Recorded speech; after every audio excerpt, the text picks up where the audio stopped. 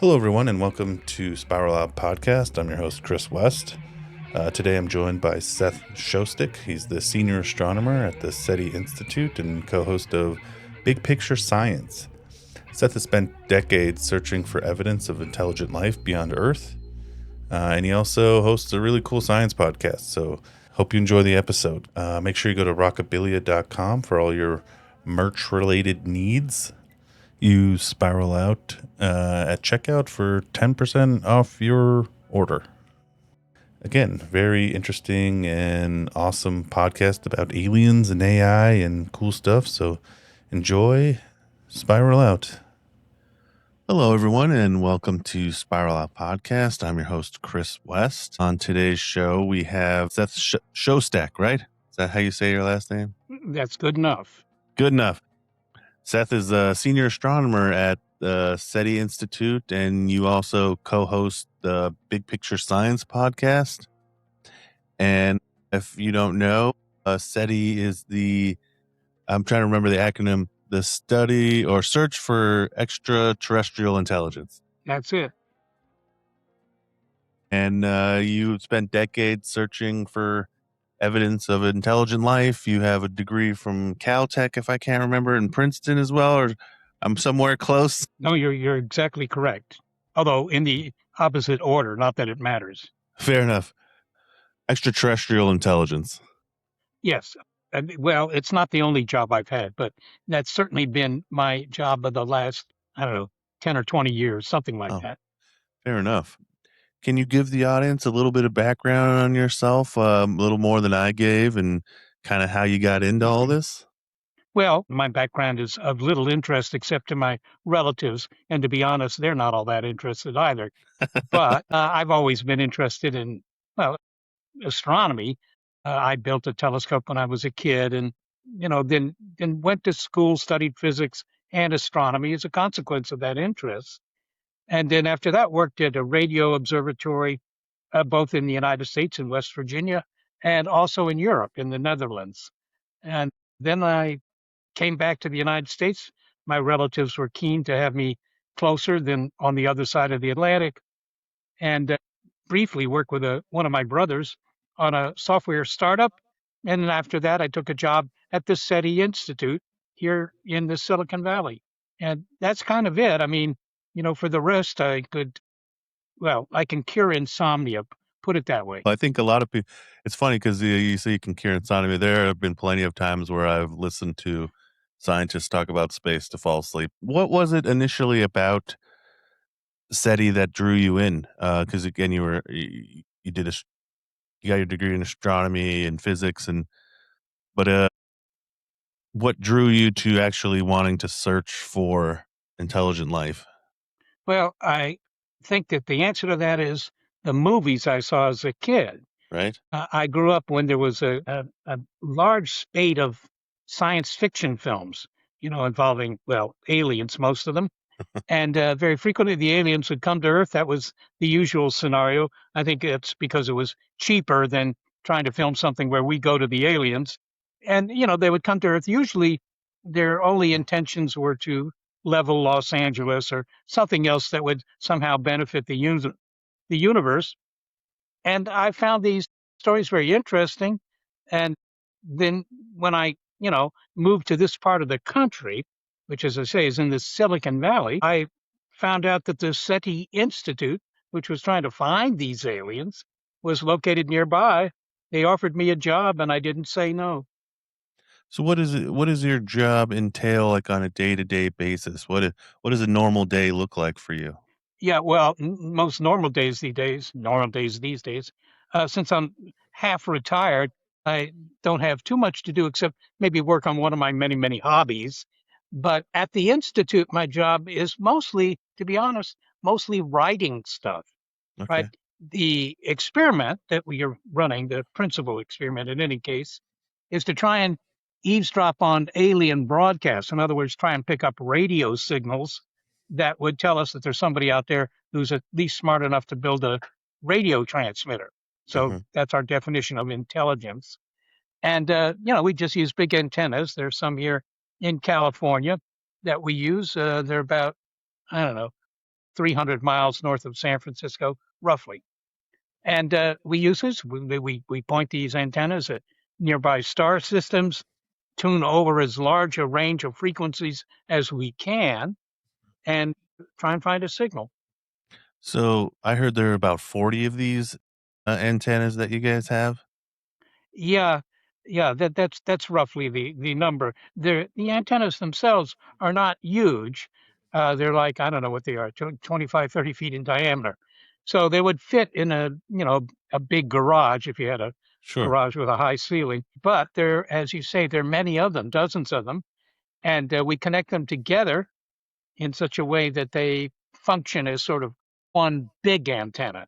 It turns out it's a lot cheaper to build a lot of small ones than one Hmm. big antenna. And this So is just one. focusing the energy, Well, we're not transmitting, so we're listening. focusing our attention, I guess you could say, because we point at one spot on the sky.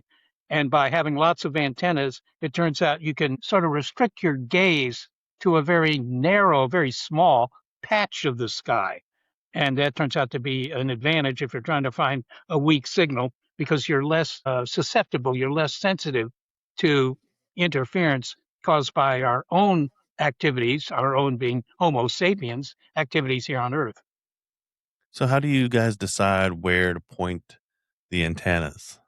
Well, generally speaking, what we do is we have lists of the nearest star systems to us.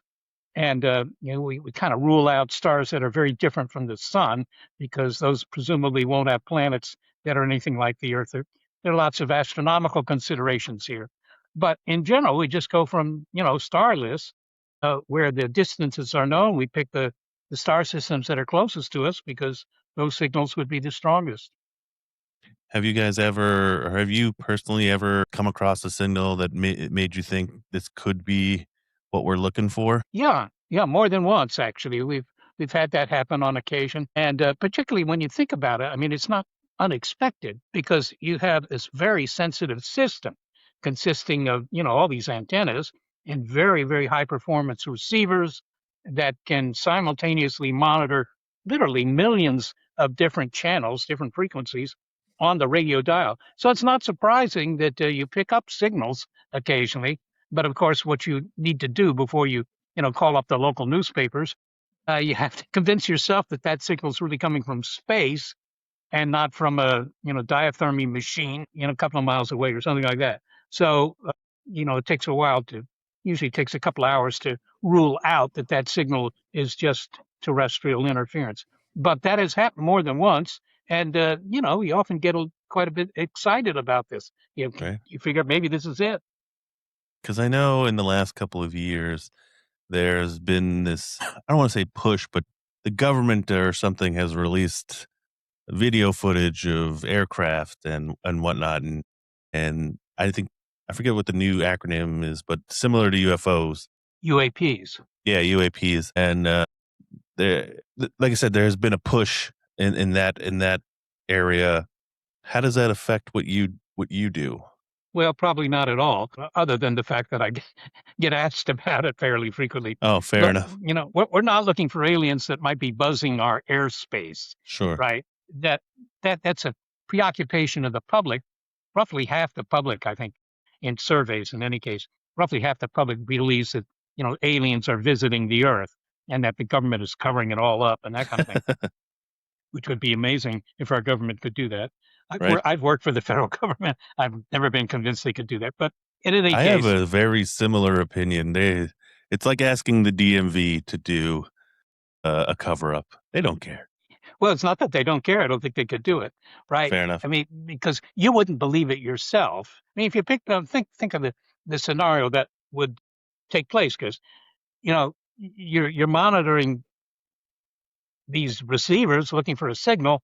You pick one up, okay. Well, before, as I say, you call the local papers or maybe the not so local papers. You need to verify that, Hmm. and the only way you could be, you know, convinced that that verification meant something would be to call somebody up at another observatory, maybe halfway around the world, and say, "Okay, here's some coordinates on the sky. Here are a couple of frequencies you might check out. See if you can find this signal." Right? because otherwise it could just be a Stanford University undergraduate prank that you picked up. So, we have to have some other people confirm the detection. And as soon as you do that now, there are people at various spots on the world who know about this. There's no way to cover it up. And to be honest, there's never been any effort to cover anything up in this field, as far as I can tell.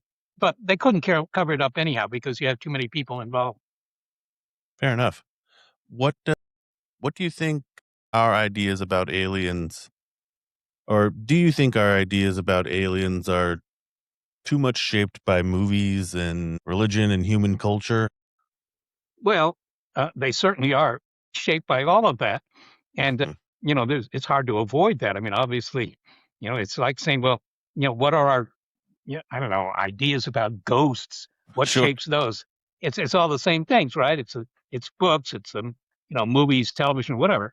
Okay, so we have this sort of canonical view of what a ghost looks like. The same with aliens. We've seen lots of aliens in the movies and on TV, and since we haven't seen any other kinds of aliens, we haven't seen any real aliens, if you will.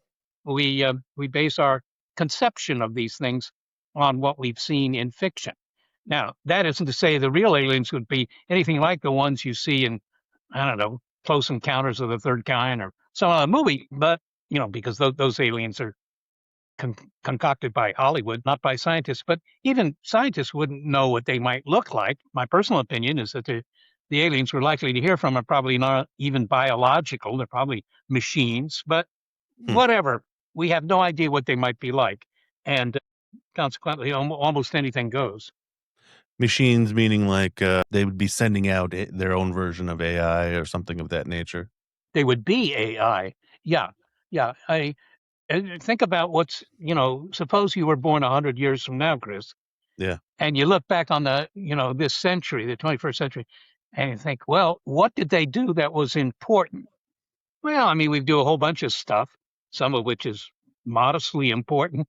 And I don't know, talk shows or something like that. Yeah. But perhaps the most important thing that we're doing in this century is inventing generalized artificial intelligence, machined intelligence, because machine intelligence can improve itself. Unlike us, we can, the next generation of humans won't be on average any smarter than the current generation. But with Might even be machines, dumber. that's well, they probably won't be dumber either. I mean, that's just biology. But Hmm. with machines, you really can improve things, very drastically, very Hmm. quickly, and consequently, it seems, quite reasonable to me and maybe to other people as well that most of the really advanced intelligence in the cosmos is not living stuff, it's machines. So, your personal opinion is that it would be a machine, is what you said. What I'm trying to figure out how to ask this question. Would a machine want to make contact, I guess? Like, is there a benefit for advanced civilization to make contact with a civilization like ours? Well, you're asking me to speculate on what the personal motivations of the aliens might be. Sure. I can't say that I have any basis to do that, but even if they're not interested, I mean, they don't have to be specifically interested in getting in touch with us, right? They could just be building big transmitters or who knows what purpose. There are lots of applications, if you will, of Sure. radio technology, and so they may just have that as a consequence of other interests, and we just sort of eavesdrop on signals that really weren't meant for us, but that they're producing. I guess the reverse question that I would have is if a civilization was doing the same thing that we are doing, having an antenna signal, would we be able to be picked up? Yeah, that's actually a good question, and I and many other people as well, actually did the numbers, if you will. Sort of worked out. Okay, suppose we were on a planet in another around another star in another stellar system, say one that was 100 light years away or 50 light years. Just pick a number. 100 light Sure. years away is not a bad number because between here and 100 light years, there are lots and lots of star systems. And so it's not unreasonable to assume that there are also some aliens within that distance. Sure. And could they pick up, what we're transmitting?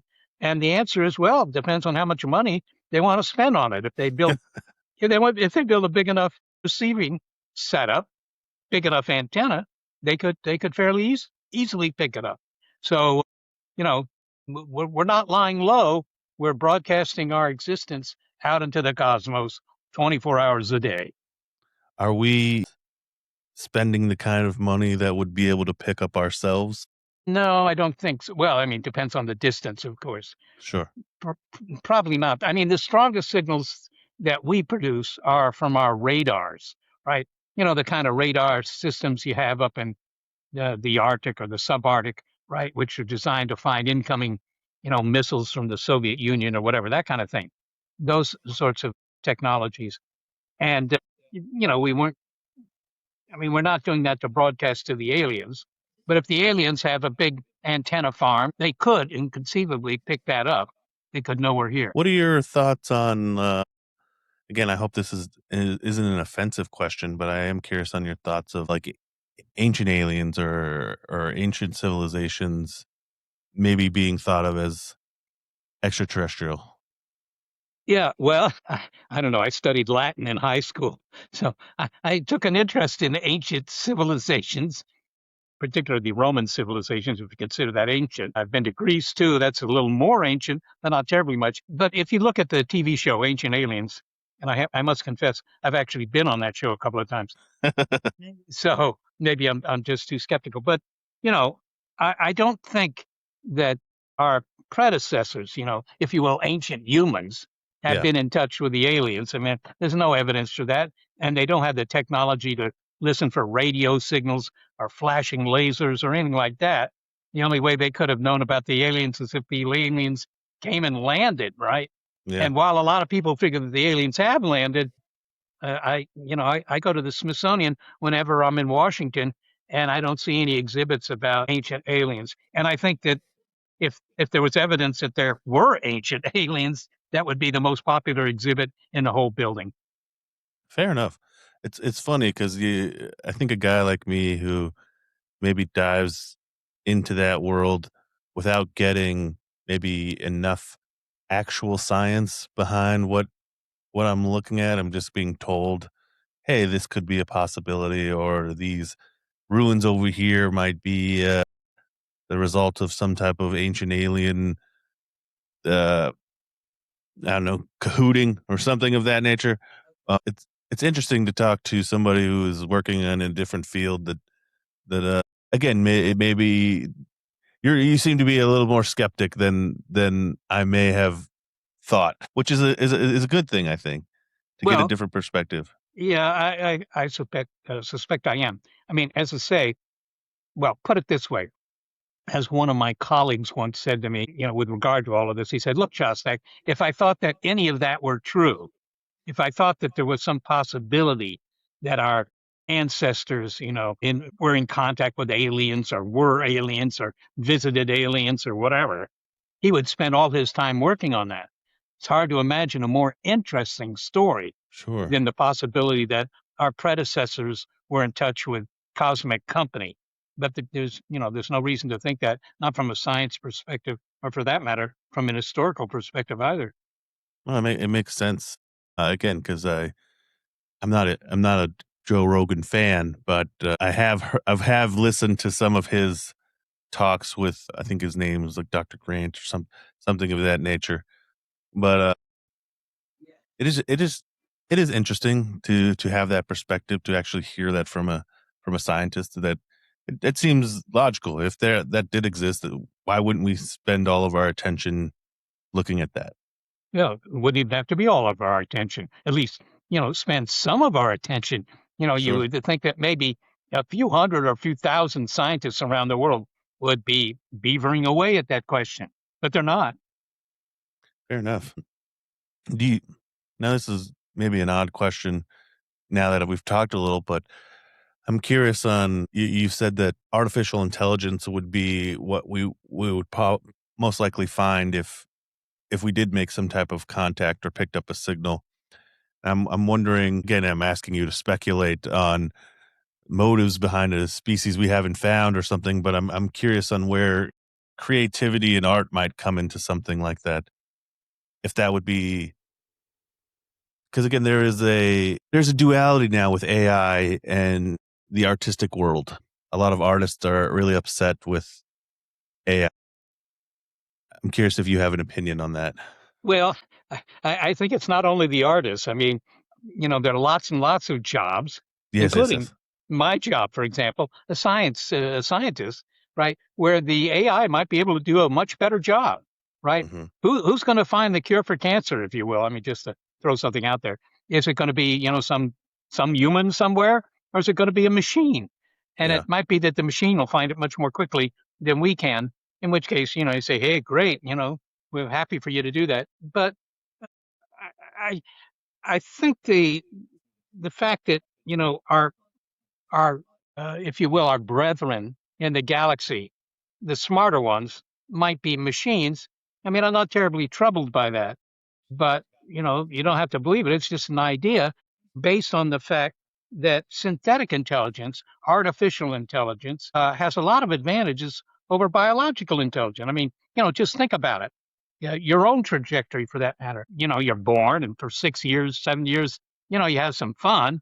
Then they yeah, send you away to school, yeah. and you spend, maybe a dozen or 2 dozen years in school having a little less fun. And then, you get a job having even less fun, right? And then after 40 or 50 years of that, you die and they throw you into the ground. I mean, that's a pretty terrible model for intelligence I or the don't use of disagree. intelligence, right? It's something I struggle with on a daily basis. Yes, absolutely. Well, maybe it'll comfort you to know that you'll stop struggling with that after a while. That is a little comforting. What do you think the closest, or what is your favorite alien film or piece of art that you've seen, or something that spoke to you? Yeah, well, I'm a great fan of cheesy science fiction. That again is a reflection of my childhood because from the age of 10 or 11 on, every weekend my parents would drive me down to a movie theater in Alexandria, Virginia, which was fairly close to where I grew up, and there were a lot of sci-fi films at that time, almost all of which involved aliens, and Hmm. so I really got to like aliens. But as far as what would be my favorite one, I don't know. I mean, I grew up on the films of the 50s and 60s. War of the Worlds, the original one, not the Steven Spielberg version, was pretty good. I mean, my criterion for judging whether they were good or bad was simply if they made me throw up in the middle of the night. If they made me really sick, then they were good ones. My mother kept trying to dissuade me from going to these films because she said they just make you sick. And I said, well, Mom, I gotta see it. So That's part of the that rush. yeah, that was the deal. Yeah. Uh, I'm going to ask one more, I hope not ridiculous question, and then I'm going to ask about your podcast and whatnot. What are your thoughts on maybe interdimensional beings? Well, I don't know what that means. I mean, it's a fact that you see that term a lot. I mean, maybe I should preface this by saying that there's a whole industry there that Sure. deals with, if you will, speculative science. What the aliens might be like, or could we have, I don't know, other sorts of technologies like remote sensing or that kind of thing. I mean, as I say, a whole industry of people who make their living by writing books about this or articles, or they go on TV shows or whatever. Okay, but there aren't many scientists involved in that. I just again think that while it's a very appealing idea, which is after all why a lot of these people get involved with it, there's very little scientific evidence to back up the idea that, for example, aliens are here or anything like that.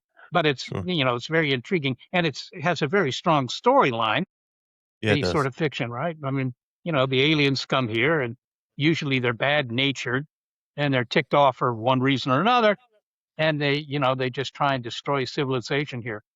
Even The though, to be honest, if you try to do that for real, just imagine us trying to spend the money to go to some other planet, the nearest other one being many light years away, Yeah, and go down onto that planet and just destroy their cities or whatever. I mean, that's a big, expensive project that we can't even do yet. But maybe in the future we'd be able to do it. But who would fund that? Why would you want to do that? fair enough. I think the part that it makes me curious on that is the people that are experimenting with things like DMT or something like that, where they say they all see the same being. They'll take a hallucinogenic, and a lot of different people say they see the same entity or something of that nature. Yeah, well, that doesn't surprise me. I have to say, in the past, I was thinking a little bit about this in terms of our images of ghosts, right? Sure. Just grab the next 10 people off the streets there and ask them, okay, do you believe in ghosts? A certain fraction of them will believe in ghosts. But even those that don't believe in ghosts, you can ask them all the same question. What do you think ghosts look like? And they'll draw you your canonical ghost, right? Yeah, It's not because we transparent. yeah, yeah. I mean, they look like a white sheet draped over a chair or something, and with big black eyes. I mean, it's not that anybody has photos of ghosts, right? Hmm. It isn't that there's a lot of science connected with ghosts. It's not a lot of biologists are studying ghosts, biology or anything like that. It's just that this is a sort of a canonical view of ghosts that's been established by our own culture. And I think the same is true of the aliens. Our view of what the aliens look like is very strongly shaped by what we see in the popular media. So is the problem that our science isn't to the point where we can logically test the correct things, if that makes any sense? Is our science just not to the right caliber yet to make it Well, easier to find things? Or Chris, you don't know what you don't know. I mean, sure. your question is really, well, why haven't we found the aliens yet, right? Fair enough. I mean, most scientists would say, yeah, it's a pretty reasonable assumption that there's a lot of intelligence out there in the cosmos, but we haven't found it, and why not? And the answer to that, from my point of view, the answer to that is very straightforward. And it's simply that we haven't done the right experiment yet. In other words, we don't have sensitive enough apparatus to find the Yeah. signals, or we haven't looked at enough star systems, or something like that. We simply haven't done a good enough job. I mean, you could have asked, say in 1450 AD, you could ask, some random Europeans, hey, do you think there could be a whole continent or a couple of continents on the other side of all that water to your west here that you call the Atlantic Ocean? Do you think there could be a continent on the other side, populated by intelligent beings? And, some of them would say, yeah, and others would say no. But, the ones that say yes, you say, well, why haven't we found them yet? And Yeah. the answer to that is pretty obvious, right? They didn't have good enough boats. They didn't have good enough chips to do that. Yep, All right, fair enough. So you do the Big Picture Science podcast. You co-host that, correct? that's correct. Can you tell me a little bit about what you guys talk about that on a weekly basis or semi-weekly basis? Yeah, we try and make a show once every week, although we haven't done that recently because it's done with a couple of people, and when somebody's out of town, it makes it difficult I know to how it produce. goes. Yeah, yeah, we resort to playing reruns, if you will, but we don't limit ourselves to science that's involved with the search for alien life, if you will. It's general science and also technology. So we just take on subjects that will appeal to us mostly, but that also reflect what's kind of new and exciting in the world of science. So what is one of the most recent new and exciting technologies that you've been discussing? Well, certainly artificial intelligence is one. We've Yeah. talked a little bit about that here tonight. But, because that is indeed such an important technology, if you will. And in terms of the science, well, of course, maybe it's not so, of course, the audience doesn't know too much about my background. But for me, the the most interesting science news often revolves around astronomy, right? New planets that have been discovered, or not only that new planets have been discovered, but new planets that, we think might be hosts to life because they're the right size, they're the right average temperature, whatever. Those kinds of things. We're looking for analogs of the Earth in space. And so that's some science that I find interesting. But there's plenty of other science. I mean, the thing about science is that there's always something new. It's usually good news too. And even things like physics, which is, not everybody's cup of tea because, not many people know terribly much about physics, but there's always something interesting going on in physics, new particles, new understanding of how nature is put together. In the end, science is done, particularly astronomy, not because it has practical applications. Science does, but astronomy in particular does not have so many practical applications. Hmm. But it's still very interesting. And when the public is asked, well, which science subjects, which science disciplines appeal to you the most, there are two that always rise to the top of the heap. And one of them is astronomy, and the other is biology. Maybe not surprising, we're interested in biology. Yeah, we want to know more about ourselves, and we want to know more about what's going on out there. Yeah, well, we certainly want to know more about ourselves, or maybe the neighbors. I don't know, but yes, indeed, those are the topics.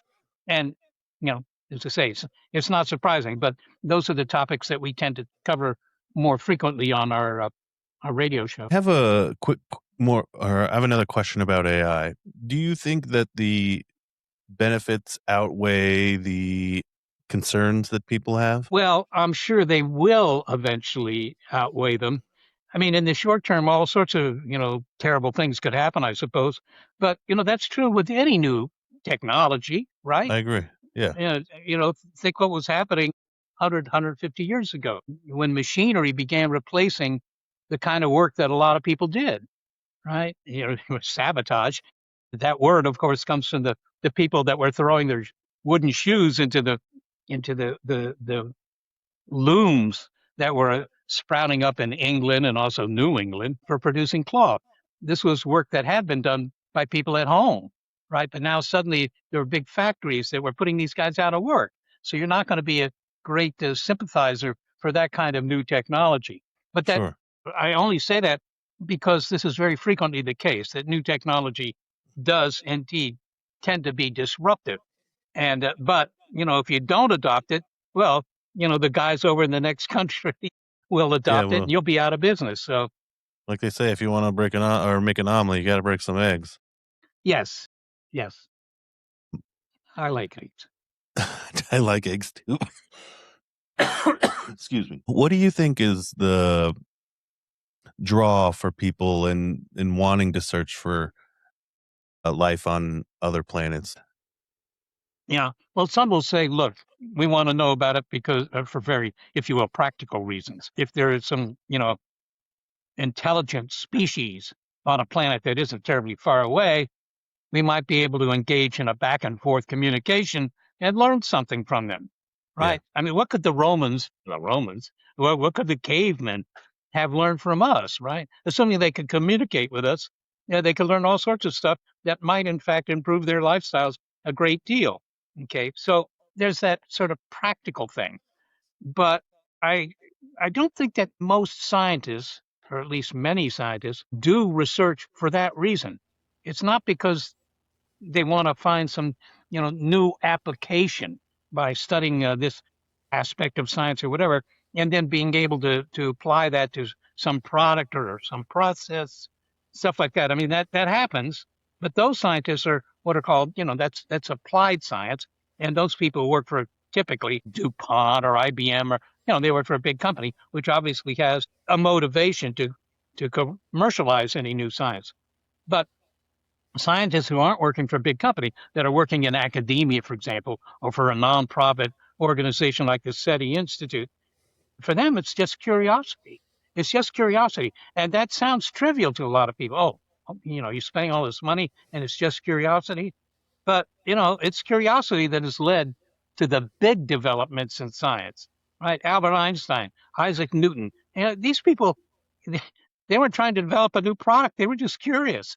They were just yeah. curious about how the universe works. And, the applications of what they did, of course, are ongoing and endless. So in the end, it all pays off, but it's not obvious from the beginning. Do you? So I recently saw you did an event where you watched the movie Disclosure Day, and Yeah. you did some questions after. How did that go? Yeah. Well, I trying to think back. Yeah, I like the film. The film was not too bad. I always prepare myself to be somewhat disappointed in science Sure. fiction films because they often are, either too trivial or too incorrect or whatever. I've actually been a consultant on a lot of sci-fi films, or several of them anyhow. And you understand that making a movie is not an effort that you make to educate the public about science. That's not what it is. It's to sell tickets at the box office there, right? It's a commercial activity after all. Yeah, it's entertainment. It's entertainment, and it has value that the public appreciates enough to buy a ticket. So that's what it is. But on the other hand, these stories serve a purpose that is directly applicable to science, and that is it gets people, particularly young people, kids, interested in science, Sure. right? And if you're not interested in a particular subject by the age of 10, probably never going to be very interested in it. So it serves a really important societal function. Do you think that the human race could handle a disclosure, or maybe not handle, but I guess how do you personally believe the people of Earth would respond to the 100% confirmation that we were not alone? I don't think they would go nuts. There are a lot of people, when I ask people who are promulgating the idea that, well, the aliens actually are visiting us and, the government is keeping that quiet, I usually respond to that by saying, well, why would the government keep that quiet? I mean, you'd think that'd be really an interesting story. And the answer that I get 9 times out of 10 is, well, the public would indeed go crazy. They couldn't handle the news if they knew that there was other intelligence out there. Well, that's ridiculous because, you know, surveys have shown that roughly half the population, or at least half the population that believes that aliens exist, they figure they've already been here, right? Yeah. Ancient aliens, you mentioned it yourself, Yeah. right? And they're not rioting in the streets about that. I don't see them quitting their jobs because aliens exist. So, I think they could handle the news. They've already handled the news. I think you're right. Do you feel more hopeful as your career goes on that we will find intelligent life than maybe originally when you started? Yes, I think that the chances get better all the time. What I mean by that is, what's the probability that, say, within the next year, we'll find conclusive evidence of aliens? I think that rises every year. And the reason is very trivial. It's simply that our technology to find aliens gets better every year, right? The kind of telescopes, radio telescopes mostly, but also optical telescopes, mirror and lens telescopes. All those keep getting better, more sensitive, so forth. So our ability to find something keeps going up. And in fact, it follows what's called Moore's law. That's kind of an economic law here in the Silicon Valley, which says that the amount of compute power you can buy per dollar more or less doubles every couple of years. Well, the same is true for these experiments to try and find life in space. They keep getting better. I mean, there could be life on Mars. We haven't found it so far, but we haven't looked very hard either, given that that life might very well be microbial. It's probably not going to be Martians that are 7 feet high and, green or Yeah. anything, but there could be microbes. And that would be an interesting discovery. But, we can't rule that out yet because we haven't done a reconnaissance of Mars at a level that would tell us whether there are microbes there or not yet. You said you worked on a number of movies. Can you talk about what it was like and what movies you worked on and Yeah, how that worked to being a consultant? yeah. Most of the time, I don't even remember the names of them. I know that certainly was a consultant for the remake of The Day the Earth Stood Still with Okay. Keanu Reeves. I love that movie. Do you? I do. Okay. Well, I'm glad to hear it, Chris. I have to say, most of the time, when they want me to do something for a movie, what they mean is they're going to send me a script or they're going to have one of the writers call me up and ask me a whole bunch of questions. But but in the case of The Day the Earth Stood Still, yes, they sent me a script. I redlined the script. I tried to correct all the factual stuff that I could, so that I mean, you might say the audience doesn't care whether the facts are correct or otherwise, but there will always some percentage of the audience that does care, right? There Mhm. maybe 1, 2%, 5% of the people sitting there in the theater know enough science to be able to say, "Oh, that was ridiculous," right? That Yeah. kind of thing. So they don't want that. So if you can suggest that they just change the dialogue by twisting this sentence a little bit or whatever, and then make sure that it doesn't contradict known science, well, that has some value to them. So that's a lot of it. It's just redlining scripts. But in the case of the remake of The Day the Earth Stood Still, they actually flew me up to the set. It was in British Columbia. I think it was in Vancouver. I think that's right. Anyhow, it doesn't matter whether it's right or not. But they had built these sets and so forth and so on. And the idea was that what they really wanted me to do, there was a scene in that film in which Keanu Reeves is writing a whole bunch of equations on a whiteboard or blackboard, right? And they wanted me to write them all because that way the equations would at least make sense. They wouldn't be completely nonsense Just equations. gibberish up there. Yeah, yeah, exactly. So I did that, and it was fun, dealing with Keanu Reeves and some of the other cast members, and also, for that matter, the director. It was just fun to do for a couple of days, and then they flew me back here to the Bay Area. So, Nice. and and what's interesting then is to see, you go see the movie a couple of months later, or whenever, and to see that scene and see that blackboard covered with all these equations in your handwriting, that kind of thing. Oh, it's pretty wild. Yeah, it was fun. I heard you were also in an episode of Star Trek. Hmm. Yeah, one of the newer versions of Star Trek, and for that they the production company flew me to New York and then paid for my transportation to this small town about 50 miles north of New York City, where they had I don't know they had rented a big building and constructed sets inside that. Hmm. So that was fun, just the travel and again talking to people. And I've also spoken to a lot of or several of the Star Trek cast, the original Star Trek cast. You know, Captain Scotty's Kirk, James. Yeah, yeah, I've spoken with him. Shatner. Yeah, William Shatner, but also James Doohan. He was Scotty, that kind of thing.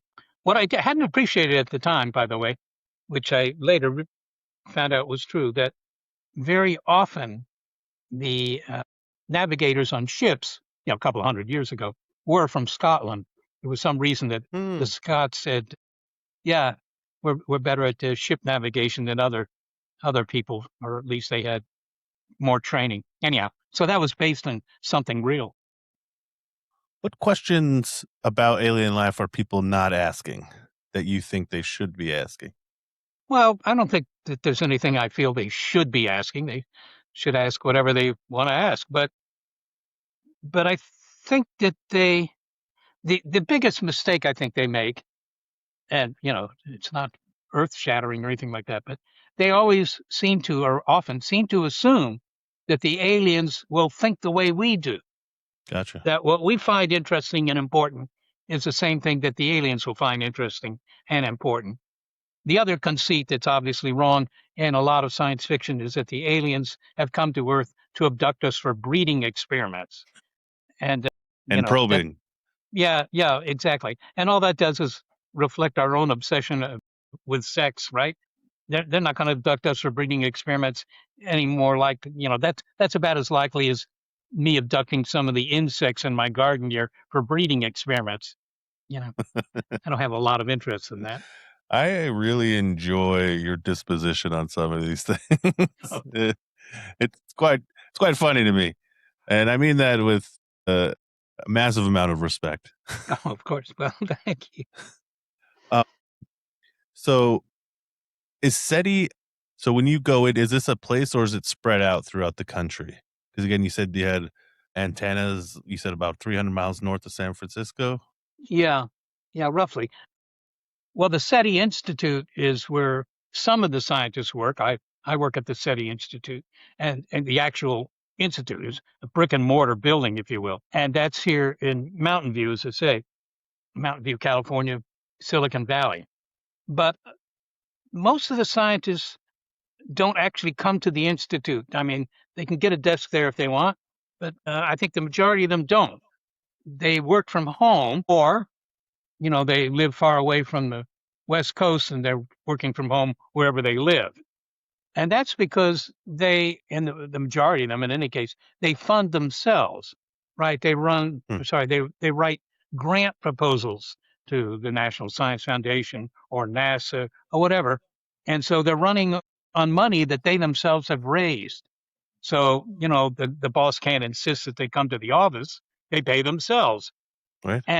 But it also means that they're not all located nearby. They're not here in Northern California, all of them.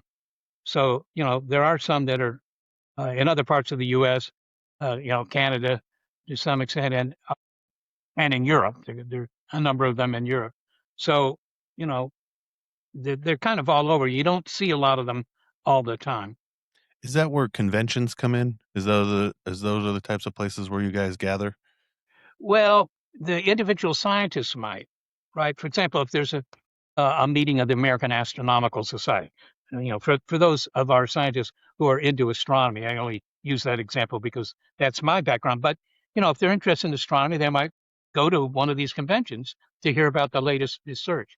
I also go occasionally to science fiction conventions That was my because, next question. yeah, yeah, no, I do because partly because I've been in some of these television shows like Ancient Aliens or whatever. And so it's kind of interesting to know, or at least to hear, what other people are thinking to the extent that they are thinking about these topics.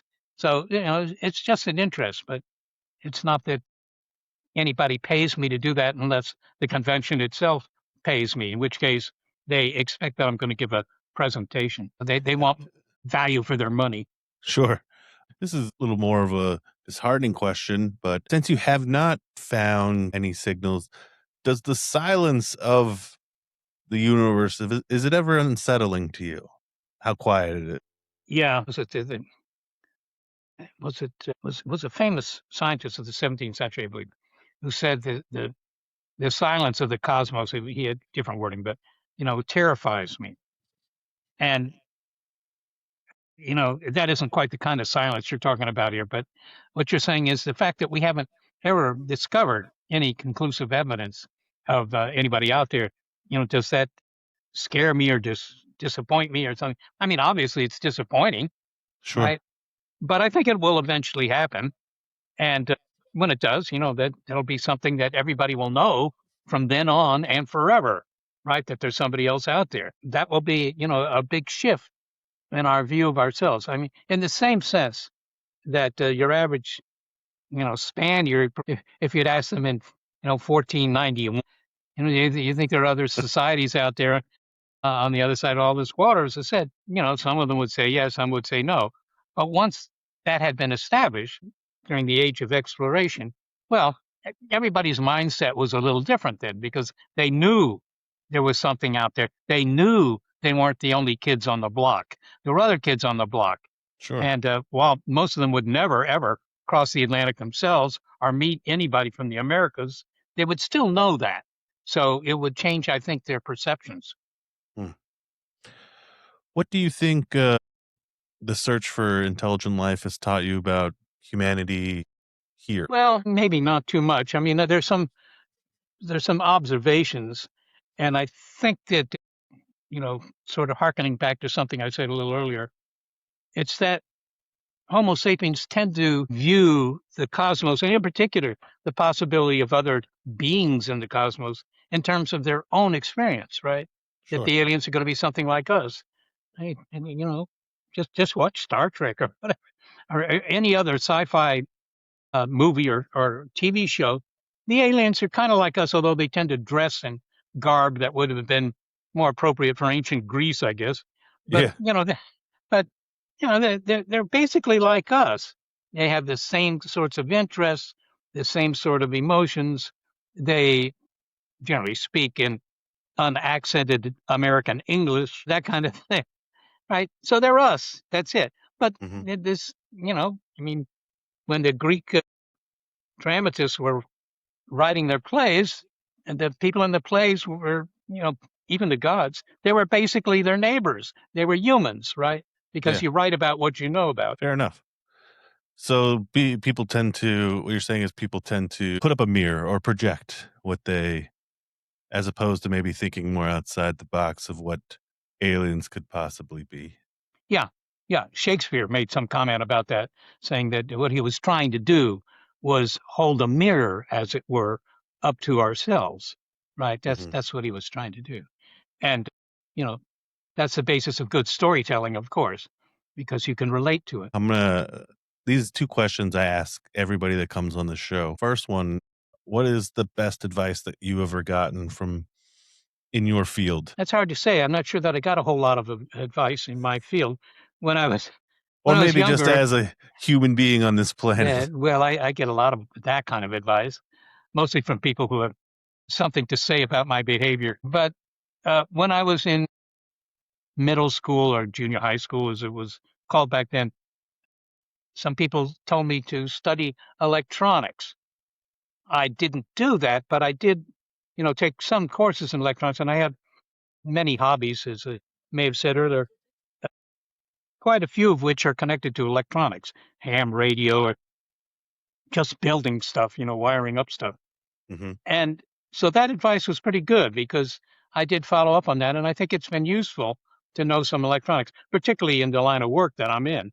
So I would encourage anybody to do that. Today, what you would tell the young people is, study, you know, uh, computer programming or something appropriate to computers because that is the future and it helps them get a job. But not only helps them getting a job because that's a practical thing.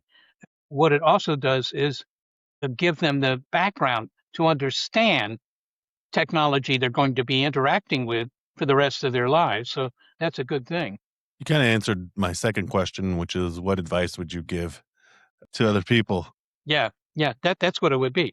I mean, a lot of people think computers, that's too technical or not interested or whatever.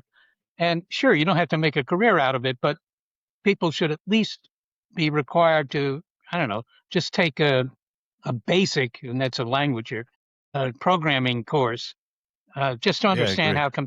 how computers, yeah, computer programming works. They don't have to do it for a living, but just so that they understand it. And it could just Yes. be a one semester course, but Yeah, just so you can function in today's society.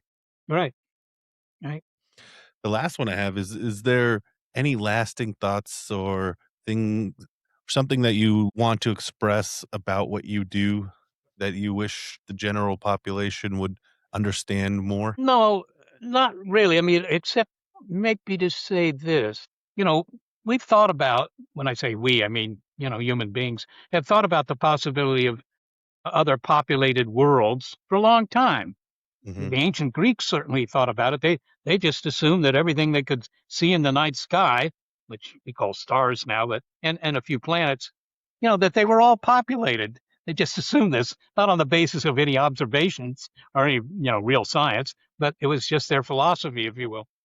And I guess my advice to people in general would be: look, you're lucky in that you are living in a very special time in human history, and that is the time in which we find out indeed how special Homo sapiens really is. Sure, Homo sapiens is different from any other species, even other species here on Earth, but it may not be unique. It may be that human intelligence is just, another kind of intelligence that you find all over the cosmos, and you should be prepared to be humbled. I love it. I love it. Seth, thank you so much for coming on. Great. I really enjoyed it, and I appreciate being given the opportunity to be on your show. Yeah. Will you tell my audience where they could find you or where they could get to know you better and what you do better? Yeah, well, I mean, they can just Google my name. There aren't too many people named Seth Shostak in the world, as far as I can tell. I wouldn't curse anybody with that name. Actually, it's very difficult for many people. But that's obviously they could find out more about me that way. But I don't know why they'd want to. I might remind them again of what you said earlier. We do have a podcast and radio broadcast actually called Big Picture Science. So they might look for that, or you can find it online too. So. Very last question. If you found a signal tomorrow, what would be the first thing that you do? Other than confirming it, like you personally, what would you want to do if it was confirmed? Well, I suppose I would call up my relatives and tell them. You're like, I I would, did it. yeah, well, only because they might be interested. Unfortunately, my parents are gone now. Otherwise, I would say I'd call my mom. Mm. It's probably the first thing I would have thought of, when she was still alive. But beyond that, it would just be a matter of, I think, writing it up so that the public, and submitting the story as I saw it to some publication, rather a newspaper, magazine, whatever, just to get the word out there. I mean, I just think that so many people are interested in this, and that I'm so fortunate to be alive when the chances that it might happen within my lifetime are not zero. Mhm. I would just You'd want to want to shout it share from it. the rooftops. Yeah, share it. Share it. I appreciate that. Uh, Find Seth Shostak on Big Picture Science. Is that on Instagram and iTunes and all that madness? I think it's on iTunes. I mean, Gotcha. you have to Google it. I don't know all the distribution channels, but Fair I enough. think iTunes for sure. I'll find them and I'll post the links. But go give a listen to Big Picture Science and go listen to some of his other interviews. And you have a TED Talk that's up, TEDx Talk. So if you want to know more about SETI and searching for alien signals, look those up. And thank you, Seth, for coming on the show. Thank you very much, Chris. Spiral Out Podcast is edited, mixed, recorded, hosted, and everything by me, your host, Chris West. Follow us on all the social medias at spiral_out_pod or Spiral Out Pod. Just Google us at Spiral Out Podcast. You'll find us if you really want to. And then check out some of the photos I've been doing for concerts. I've been shooting a lot of big bands at Spiral Out_photo. Thank you for listening. Spiral Out and such.